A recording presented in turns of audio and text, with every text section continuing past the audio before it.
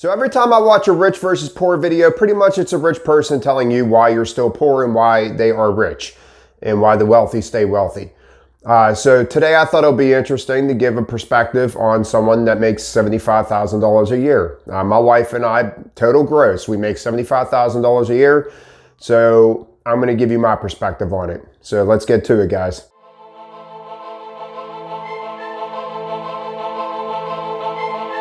Welcome to Step 1 Finance, everyone. If you're not subscribers, if you could do that, hit that notification bell so you know when I post videos. Leave comments in the comment section below and gently tap the like button. So today's video, rich versus poor, usually it's a rich person that I've encountered these people doing. Guys, this is all from my research because I am by no means rich.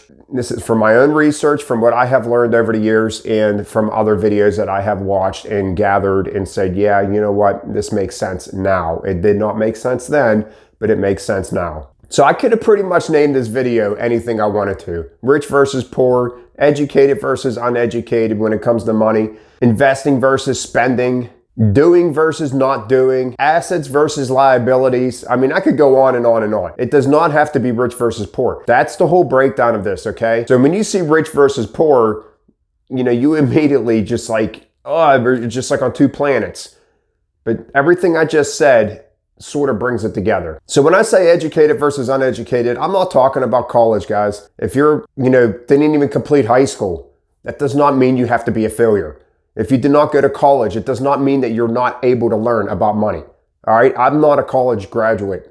Did not go to college. I went right to work out of high school, okay? I learned this stuff myself. It's out there. Books, YouTube now. I mean, back whenever I was growing up, I didn't have YouTube. You guys are very fortunate to have all this information right at your fingertips, but you choose not to learn. You choose to watch TV, you choose to watch Netflix, you choose to watch Hulu and all this other crap, but you do not want to learn. So when you start educating yourself about money, that's when you're going to start getting more wealth coming in your household. Investing versus spending. The rich is just like, what can I invest my money on? Because I want my money to make money. Where we look at it and we want to spend. Okay, if I guarantee, if you're watching this video, you're not rich. So I guarantee if I were to put $1,000 in your hand, it would be gone within a day, 2 days.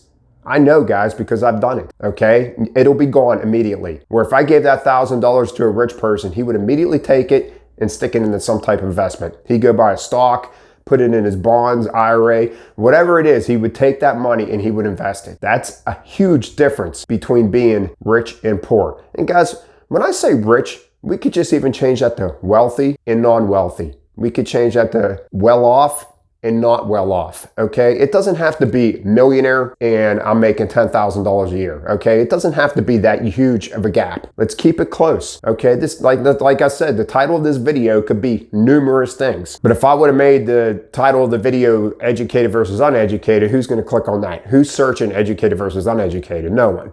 So I got to make the title of the video rich versus poor so I could get people to actually watch the video. So we need to stop looking at how to spend our money and start looking at how to invest our money. And the next thing I said, doing versus not doing. Okay, a rich person sees something that could make them money. Well, they're immediately like, okay, how can I do that? How can I do that? How can I get involved in that and make money off of that? Where what do? We sit back and we're at a job. Okay, we play everything safe. They take risks and we play everything safe. I have a job, I work 9 to 5 and I get this amount of money coming in and, I'm just living my life. Everything's okay. And that's why we stay okay. And one of the biggest things, assets versus liabilities. There's a whole different ball game when it comes to liabilities, what people think liabilities are. So basically, guys, the gist of it is assets make you money, liabilities lose you money. Assets are businesses that, they say that you don't have to work at. You own the company, you're sitting at home and you're making money nonstop. Bonds, stocks, real estate, anything that you're making money off of while you're sleeping, that's an asset. Something that's producing money for you nonstop.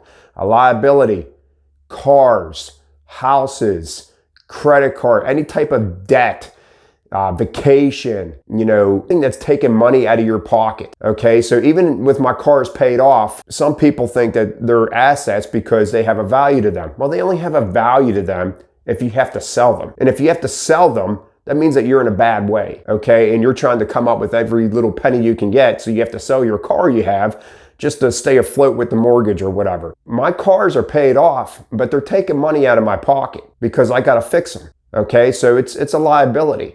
So I don't care if you have a car payment or don't have a car payment, your car is a liability. Your house is a liability because you got up to date fixing it. I don't care if it's paid off. It's taking money out of your pocket. The only way you would make money off of your house if you sold it. So it is not an asset because you need to live in the house. So why would you sell your house? That is not an asset. That is a liability. So rich are educated, investing, doing, and have assets, and poor are uneducated when it comes to money, spending, not doing, and they have liabilities. So that's the first part of this video. That's something to really focus on. So now I want to get to the second part of this video. Like I hear it all the time, now more than ever, because one president wants to cut taxes for this one, and everyone talks about that wealth gap, and there is a wealth gap. I'm not denying that. But everybody wants to just say, okay, well, this person that just made X amount of money should be giving me money. Guys, I want you to think about something for a little bit, okay? Because I was in your shoes not that long ago, okay? And I thought the way you guys are thinking, like, this is bullcrap. Here I am, paycheck to paycheck, while these guys are swimming in money. Okay, these people educate the crap out of themselves to get to where they're at.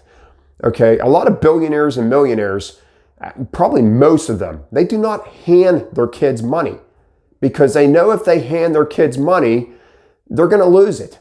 Because if they just say, okay, I'm a billionaire, I'm going to leave my kid $10 billion, well, they know probably within their lifetime, they're going to be at zero. Okay, because they're not educated on money and they're just going to spend it freely. So I brought up the lottery the other day, and I brought up that show, How the Lottery Changed My Life. Guys, what happens to like 60-70% of those people that win those big jackpots? They spend all their money because they are not educated on money. They win $10 million and they think they're on top of the world. They go out and buy a $7,000 or $700,000 million home. They're buying all these cars. They just start spending their money, buying all of these liabilities instead of investing that money and turning that 10 million into 100 million. That's the difference between uneducated and educated. So I'm going to give you guys a scenario. If I was complaining to a rich person, and then a rich person came up to me and said, okay, you're mad because you don't make a lot of money, and I do. So can I take a look at your finances? And I say, yes, you could take a look at my finances. I'm not ashamed because I know I don't make enough money to do what I need to do. And then I show him this, and he looks at this. This is a breakdown of what my finances were about 10 years ago. So I got a mortgage. I'm going to keep looking down here, okay, because I got a board that I'm reading off of. This is a lot to go over because I got a lot of abbreviations going on over here because I had a lot to fit there. Okay, so I got a mortgage that's $800. I got a cable that's $220. I got life insurance, $180. I got car insurance, $160. Electric, gas, water, sewage, all right there, guys. I got a loan that's $208. I got a credit card. It's $120 a month. Okay, and these are not the overall balances. These are just my monthly payments. So I got a Sam's Club credit card that's $150 a month. I got a Citizens car lease out for $240 a month. I got a GMAC car lease out for $355 a month. I put $400 a month in my 401k. I donate $30 a month. So that's what I show him. Okay, this is what I'm showing the rich person. Okay, here's my finances. This is what I do with my money. So the total of that comes up to $3,243. Once again, guys, I apologize for looking down all the time, but I got a lot written down here. All right, so our take-home pay is, my wife makes $1,400 a month, and I'm making $1,950 a month. That's take-home pay. So that comes out to $3,350. Minus the $3,243 that we're paying on bills, I have $107 left. $107 left for food, groceries, and gas. Now you know why my credit cards are so high. Okay, because we spend that $107, we're putting food, groceries, and gas on credit cards every week. And guess what we still did every year? We went on vacation. I don't even know how we did it, but we went on vacation. Every year, we went on vacation. At that budget right there. Well, that's not even a budget. That's just freelancing and living in the now crap. So with this scenario, we went on vacation every year. We spent money like crazy. I'm not even going to get into what the credit card balances were. Okay. And what's happening to my credit card balance or my monthly credit card statements, or they're going up every month because we keep spending on it. So here I am complaining like crazy, okay, to this rich person. This is just a scenario. This never really happened. I'm just saying, but here I am saying to this rich person, this is bull crap that I am where I am and you are where you are. And then I show him this. And then he just looks at me like, okay, are you nuts right now? Are you crazy? This is what you're complaining about? I want to show you something. This is him talking to me. I want to show you something. So with your income, this is what you should be doing. Okay. Once again, I'm going to look down, guys. So my cable was 220. This is actually what happened. I lowered my cable from 220 to 100. Okay. I switched providers and I saved for 2 years. I saved $120 a month. Okay. Right there with one thing, $120 a month. My life insurance, you know, if you have term and permanent, just go to term. All right. If you have a cash surrender value, I mean, my opinion, guys, if you have a cash surrender value on your permanent insurance, cancel it and just get term. I have a life insurance that I talked about with insurances on the 7 things that I think everyone should have to succeed financial success. Watch that video. You'll be covered for 20 years while you get yourself out of debt and you're on your way to not having to worry about a bunch of liabilities. Car insurance. If you've been with your car insurance company, I talk about this in the video to get yourself out of debt. If you've been with your car insurance company for a while, that rich person is going to be like, well, try switching your company, okay? Because you've been with that company for 7 years, and more than likely, if you would just switch your company, get the same coverage with another company, you're going to save. And we did. We switched our company, and we went from $160 to $140 a month. So we saved $20 a month just on that. And now, our bills are mortgage, electric, gas, water, sewage. And I put $150 away in the savings account every month towards repairs on the cars that are now paid off. Because that's what he's telling me, guys. Pay off your cars, pay off your loans, pay off your credit cards, and stop donating until you get yourself out of debt. Stop investing until you get yourself out of debt. Put all that money towards debt. So now instead of having $107 left at the end of the month, I have $1,760. Okay, but $760, we're going to say we're going to put that towards food, groceries, and gas because we're on a budget and we know what we need. So I have $1,000 to invest. So instead of the $380 to $400 I was putting in my 401k every year and paying tons of interest every year, I changed. I did the debt snowball and I got myself out of debt. And now I'm investing like crazy. I could donate whenever I want to without worrying about whether or not I needed that money to pay a bill. I hope you guys see the value in this. What I showed you, what my bills were, with $107 left at the end of the month, that is how we live. Is that a rich person's fault or is that your fault? That's it for today, guys. Once again, guys, I'm not sugarcoating anything on this channel. I'm going to tell you what I've been learning because I think people need the harsh truth. People need to stop getting patted on the head and tell them everything's going to be fine. If you guys do not change, then you're just going to keep going downhill. You're just going to keep going deeper in debt every year.